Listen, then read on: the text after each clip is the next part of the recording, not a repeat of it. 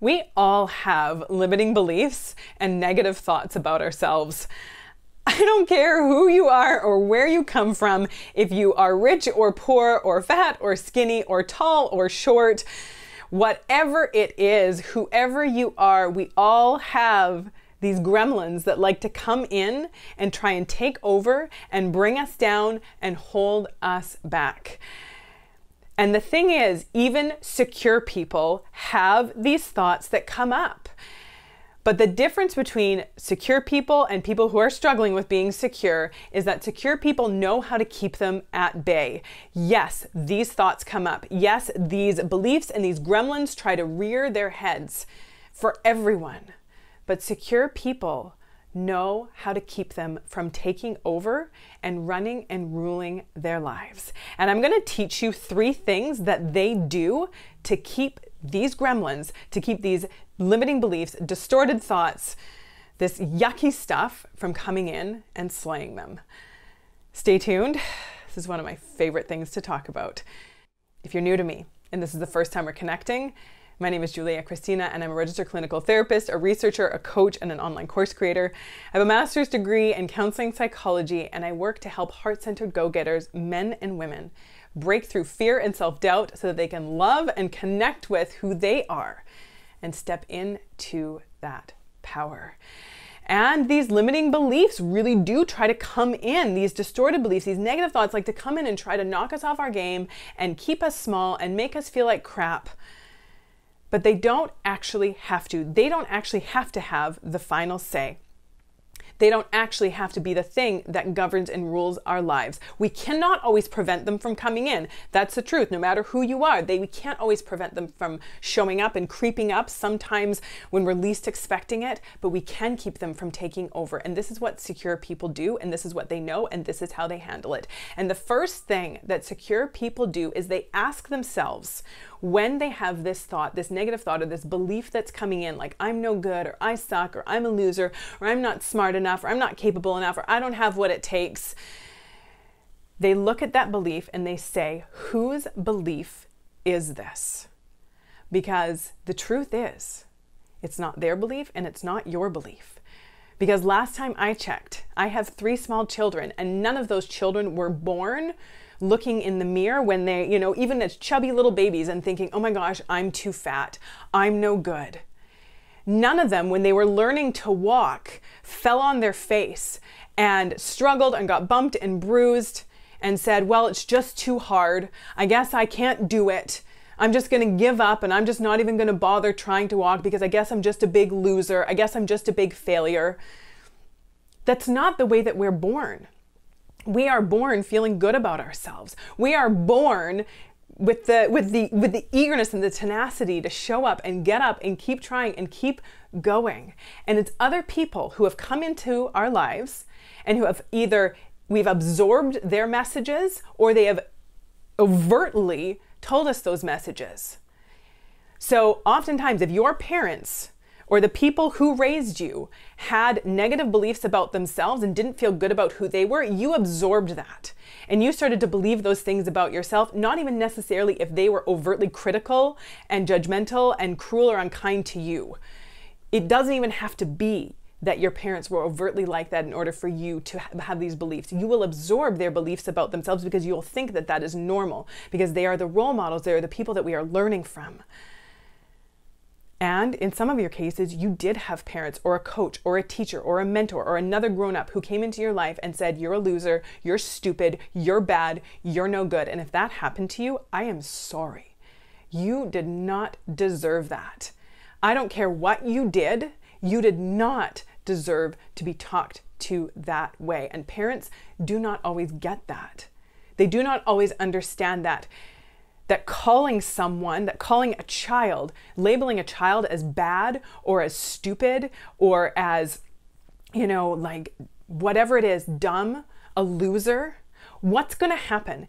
Either that child is going to fulfill that label and grow up and do bad things and not try because they think that they're stupid, and they're not going to, they're not going to go for things because they have this belief that they're stupid, so they're going to fulfill that label.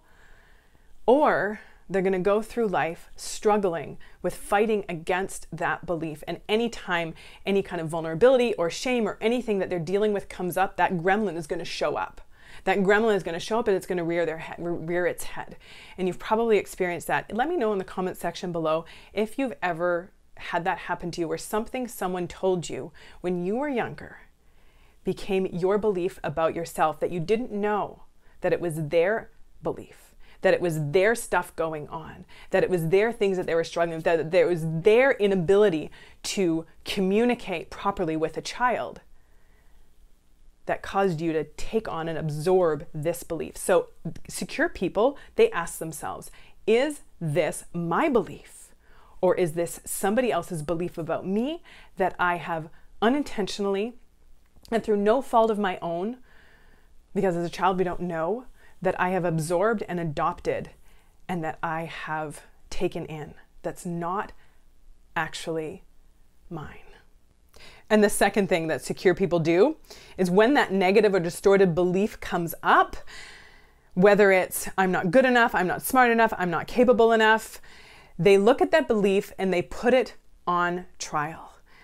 So let's say they have a belief that this thing didn't go the way that I wanted to, this presentation didn't go the way that I wanted to, this project that I took on didn't go the way that I wanted to, it didn't turn out, it wasn't a success, so that means that I'm a failure. So they take that belief, I am a failure, and they put it on trial. And they look at, okay, what are the arguments for that belief? Where are the times in my life where I have failed?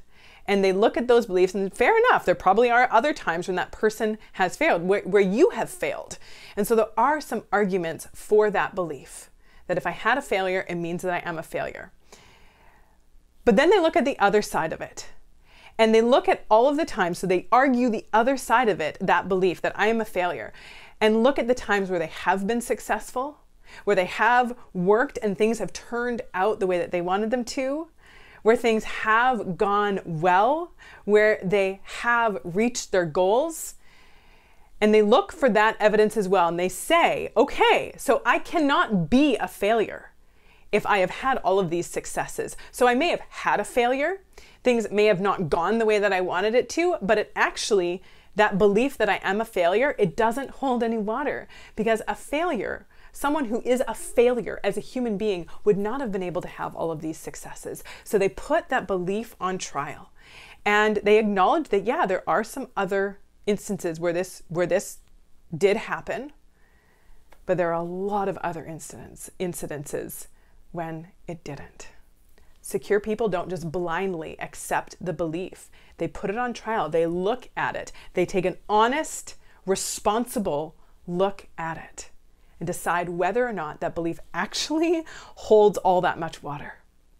The third thing that secure people do, and this is a really powerful one, this is kind of going to the next level of emotional intelligence and personal awareness, is that they know how to acknowledge that when they are having a thought, when they are having a belief, I'm not good enough, I'm not smart enough, I'm a loser, I'm a reject, I'm pathetic, whatever it is, and they look at those thoughts and they're able to kind of take those thoughts and look at them and say, this is just a thought.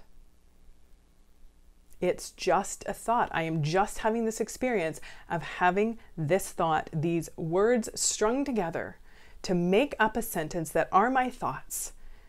It is something that is going through my mind, and I am not my thoughts.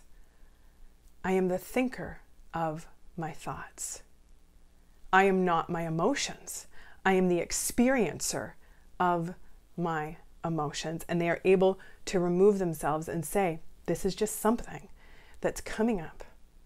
This is just, for whatever reason, past pain, past messaging, things that I've absorbed, stuff that society has taught me, not helpful things that society has taught me. These are thoughts that I'm having, and they are just thoughts, and I am not my thoughts. I am the thinker of my thoughts, and they are able to unattach themselves from clinging so tightly to those thoughts that come in and going down with the ship. The ship is sinking, and I'm clinging to those thoughts, and I'm going down with the ship. They are able to remove themselves from that and see that it is just a thought. If this stuff resonated with you, and if this is something that you want to go deeper on, learning how to manage our minds, learning how to manage our thoughts, learning how to not be controlled and flailed around and kind of pulled here and there and everywhere with whatever's happening on the outside world. If you want to learn how to become just more kind of stable within yourself so that you can handle what life has for you, so you can break through the fear and the self-doubt, become more resilient, stand more firmly in who you are and how you are in the world, and feel better about yourself and your life, I have a breakthrough coaching program that I'm accepting applications for. It is a 3-month application only coaching program that I'm going to put the link to the application in the description below. You can fill it out and you can get on the wait list. And then I will get in contact with you. So if you want to go deeper, if you really want to learn how to master this stuff, then I highly recommend that you fill out that application. Like the video, share it out, subscribe to the channel. Let me know which one of these gave you an aha. Let me know which one of these connected for you. Let me know which one of these you are going to be more mindful of starting today. Until next time, take good care.